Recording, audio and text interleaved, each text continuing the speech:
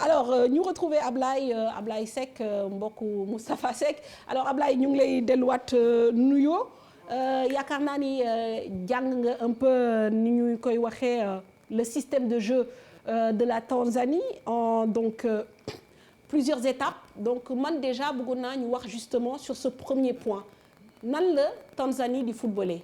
waaw Mame Fatou Tanzanie sur les 6 derniers matchs sur les 10 derniers matchs ils ont été très constants ci benn 4-4-2 ñaar ak ñaari attaquants yu taxaw ci digg bi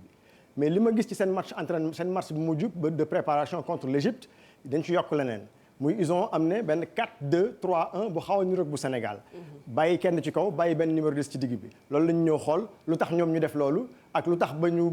bëgg a préparer Sénégal noonu pour yombalal seen demin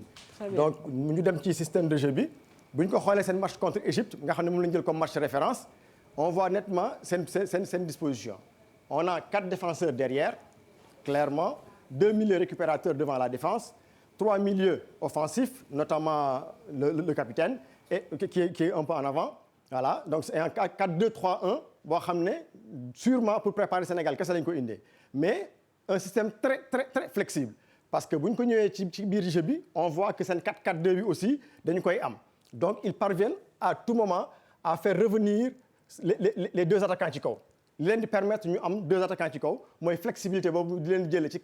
4-4-2-3-1 indi leen ci 4-4-2 bi nga xam ne moom la ñu xam bàyyiwuñ lu ñu xam dañu yokk ci xar mi karaw pour mën ñoo préparer muy loo xam ne jàng nañ ko mu net léegi nag description bi ñu ciy def te mu leer pour gën a leeral mooy taxawaay bi ci càmbar nii lay demee 4 défenseurs 4 milieux de terrain 2 attaquants ak espace boo xam ne nag fii kuy jouer 4-4-2 xam nga ne fii problématique la muy problématique boo xam ne adversaire bi bu téyee bal bi fii mën na la xëcc nga génn bu la xëccee nga génn mën na jot benn joueur entre les lignes loolu nag la ñuy daw ci football Sénégal ndax xam nañ suñuy joueur xam nañ ñun suñuy qualité donc ñu préparer ko lii moo la ñuy def ci diggu match bi mooy switch bi changé moo am benn joueur bu ñëw ci digg bi mu nekk 4-2-3-1 4-2-3-1 boobu li muy yokk ci xar mi karaw mooy dafay def 5 milieux de terrain am ñaari rideau yu bees sàpp yi dafay yokk benn rang bu yokkoo benn rang Sénégal day gën a am difficulté pour mën a jot seen défense donc ci yëpp ci sóorñu ci sedduñu cër ci loolu lañ koy defee ñun tam suñu football xawul sori lu mel nii su ko defee équilibre ci milieu terrain dinañ ko am mais àla kulli alin ñun bu ñu joué suñuy valeur bu affaire équilibré dañu mun a am dañu mun tirer suñu épingle du jeu c'est-à-dire gagner ce match là incha allah mu ngi noonu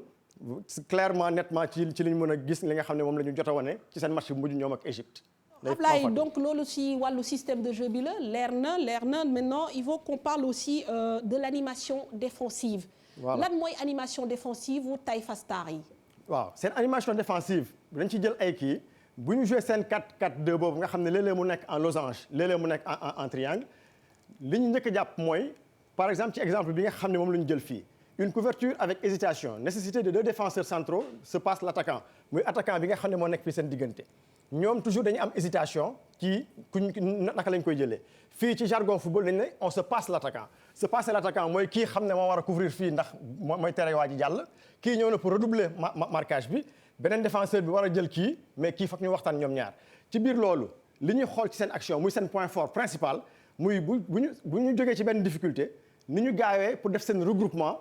waxtaan seen biir ba mën a d'accord ci naka la ñuy def ba défendre action lii seen benn match contre Lesotho la woon yaa ngi gis ni ñu taxawee ñoom 7 contre 4 fexe nañ ba am densité bi war seen gardien bi taxaw un regroupement défensif mais vraiment compact boo xam ne buñ ci jógee li adversaire bi di jéem ci ñoom dinañ ko mën a défendre comme ni ñu ko action ni ñu ko gisee fii bii bi duggul donc lii c'est seen point fort la